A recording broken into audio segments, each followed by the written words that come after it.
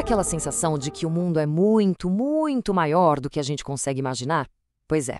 Hoje, vamos contar a história da maior reviravolta que já aconteceu no pensamento humano. Uma revolução que, literalmente, quebrou as paredes da nossa realidade e nos jogou num cosmo ao mesmo tempo magnífico e um tanto assustador na sua imensidão. Vamos entender juntos como essa transformação aconteceu, passo a passo. Olhem só para essa imagem. Por mais de 1.500 anos, para a humanidade, o universo inteiro era isso aí, tudo o que existia. Era um cosmos finito, bem organizadinho e hierárquico, e o mais importante, era reconfortante. Uma estrutura linda, com a Terra paradinha ali no centro e um lugar bem definido para cada coisa, para cada pessoa. Era, basicamente, o nosso lar cósmico. Então, o que a gente tem aqui é uma verdadeira batalha de ideias. Uma história sobre dois universos. De um lado, esse mundo fechado. Imagina uma casa cósmica, com regras claras, um propósito divino, tudo no seu devido lugar. Do outro lado, o universo infinito. Um espaço sem centro, sem cima nem embaixo, onde as mesmas leis valem para todo canto. E entender como se deu essa passagem de um para o outro, nossa, é entender como nasceu a ciência que a gente conhece hoje. Ok, vamos entrar um pouco mais fundo nesse universo antigo. Pensa nele como uma caixinha, bem arrumada. Antes da ciência moderna, a ideia era essa mesmo, uma grande estrutura, uma coisa dentro da outra, tipo aquelas bonecas russas, sabe? Era visto como uma criação divina, com um objetivo muito claro e, claro, um lugar especial para a humanidade em todo esse grande esquema. E o mais impressionante é que esse sistema era perfeito, fazia todo sentido. Pensa bem, a Terra, que é pesada, imperfeita, ficava bem no centro, no lugar mais baixo. Acima dela, vinham as esferas dos céus, feitas de um material puro, perfeito, que giravam em círculos perfeitos. E lá, no final de tudo, uma última esfera, a das estrelas fixas, que funcionavam como uma parede fechando o cosmos. Era um sistema que se encaixava perfeitamente na lógica, na teologia da época e, principalmente, dava uma sensação de segurança, de conforto. Pois é, essa estrutura toda, que parecia inabalável, começou a tremer. E o primeiro abalo não foi um barulho, não foi uma explosão. Foi, na verdade, uma ideia silenciosa, matemática, que veio de um astrônomo lá da Polônia, o Nicolau Copérnico. A ideia de Copérnico foi, uau, radical. Ele basicamente tirou a Terra do centro e colocou o Sol no lugar. Isso por si só já era gigantesco. Mas o curioso é que ele ainda foi um pouco conservador. Ele manteve a ideia principal do mundo antigo. O universo continuava sendo uma caixa fechada com aquela mesma parede de estrelas no final. É como se ele tivesse feito uma baita reforma na casa, trocado os móveis de lugar, mas não ousou derrubar as paredes. Só que essa mudança toda de lugar, ela deixou uma pergunta muito perigosa no ar. Peraí, se a Terra não é mais o centro fixo de tudo, se ela é só mais um planeta rodando por aí, o que é que segura o universo? O que impede tudo de virar uma bagunça, de se desintegrar? A velha ordem, a hierarquia, de repente estava por um fio. E se o Copérnico só abriu uma frestinha na porta, o cara que veio depois chutou essa porta com os 2 pés. O nome dele era Giordano Bruno, um filósofo, um pensador que pegou a ideia de Copérnico e, bom, ele levou ela até as últimas consequências. E essas consequências foram, literalmente, explosivas. Para entender o Bruno, a gente tem que pensar que para ele a questão era, antes de tudo, teológica. O raciocínio era, como é que um Deus infinito, com poder infinito, ia criar uma coisinha pequena, finita, fechada? Não faz sentido. Seria como limitar o próprio Deus. Então, a criação tinha que ser um espelho do Criador, infinita.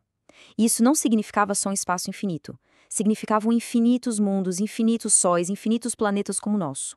O cosmos deixou de ser uma sala e virou um infinito.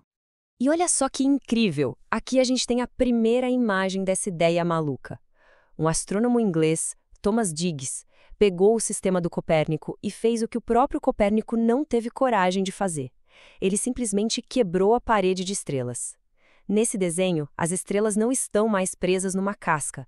Elas estão espalhadas, soltas, num espaço sem fim. A caixa foi aberta de vez. Até agora, a gente está falando de ideias, de filosofia, né? Mas a próxima etapa dessa revolução veio de algo bem mais concreto. Veio do olho. Ou melhor, de um olho com uma ajuda extra. Galileu Galilei apontou o telescópio dele para o céu e ele viu. Ele viu a primeira prova física de que aquele mundo antigo, perfeitinho, Simplesmente não era real.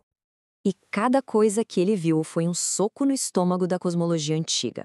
Ele olhou para a Lua e viu que ela não era uma esfera perfeita, não.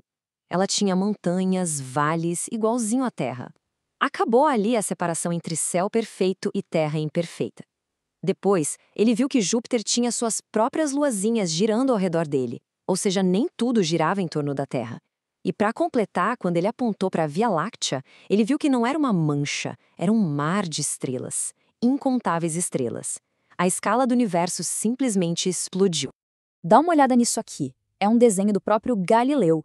Ele mostra exatamente esse momento. Onde a gente via, a olho nu, um punhadinho de estrelas, o telescópio revelou centenas.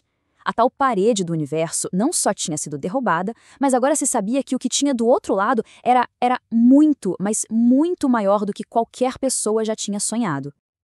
Ok, então, o velho cosmos estava em ruínas, sem centro, sem paredes, sem hierarquia, um caos. E aí surgiu um problema novo.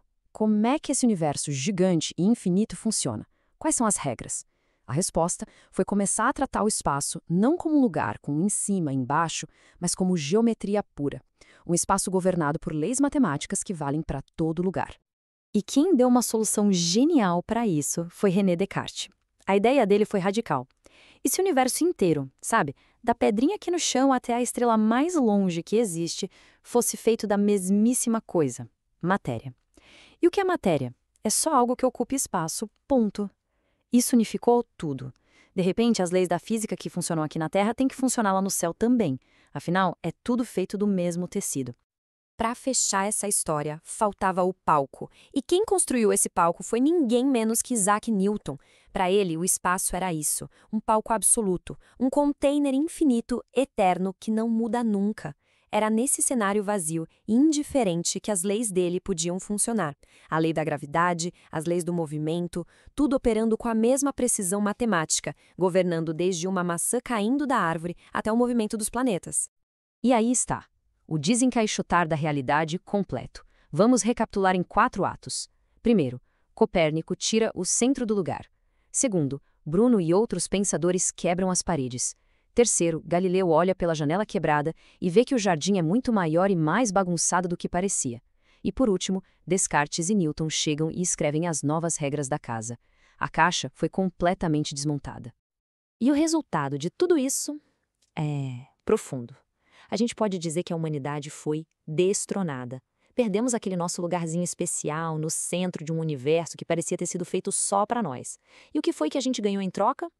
Um universo de leis matemáticas, um espaço infinito, governado por forças que não se importam com a gente. E aí que fica a grande questão. Uma pergunta que ecoa até hoje. Ao sair daquele mundo fechadinho, quentinho e seguro para entrar nesse universo infinito, o que foi que a gente ganhou? E o que a gente perdeu no caminho? Se não existe mais um centro, se não há um lugar especial reservado para nós, onde é que a gente encontra sentido em tudo isso? Essa é a herança. A grande questão existencial que a ciência moderna deixou no nosso colo.